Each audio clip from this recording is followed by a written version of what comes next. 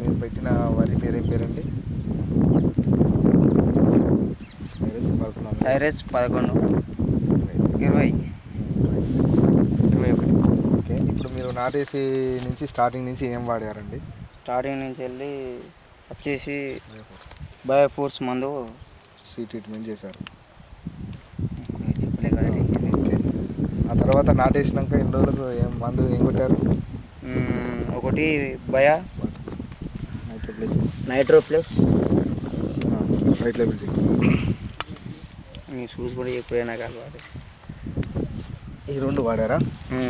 Okay, nitro plus ఒకటి zinc with ఇవి వాడామండి. Starting నార్మల్గా వాడారా? బయోఫెస్. ఓకే, ఇది కొట్టినాక మీకు ఎట్లా అనిపించింది? చచ్చిపోయేది ఏమైనా బతికిందా లేకపోతే అట్లే ఉందా?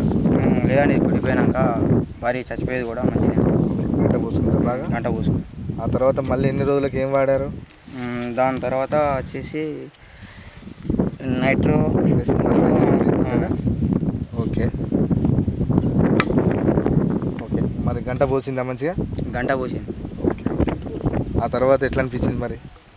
ఆ తర్వాత అంటే వరి వచ్చేసి కొద్దిగా పెరుగుదల పెరిగింది, హైట్ పెరిగి గంట పోసుకొని మంచిగా ఉన్నది. ఓకే ఓకే, కొట్టిన తర్వాత మీకు తల్లికర్రలు పిండకలన్నీ ఇది ఒకటి రైస్ మిక్స్ కొట్టినాక ఇది వచ్చేసి కొట్టేసినాక అన్నీ ఒక లెవెల్ ఏప్లా ఈనేసేసాయి.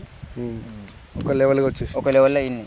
ఓకే, ఇంకా మీరు నెక్స్ట్ ఫామ్ గురించి ఈ మందుల గురించి మీరు ఏమనుకుంటున్నారు? ఈ నెక్స్ట్ ఫామ్ ఉండడం వల్ల ఇప్పటికి టైంకు వాళ్ళకి పైసలు లేకున్నా రైతులకు టైం టు టైం మందులు సేల్ చేసేది చాలా మంచిగా ఉన్నది. దానివల్ల కొంచెం మీకు ఈల్డింగ్ పెరిగింది.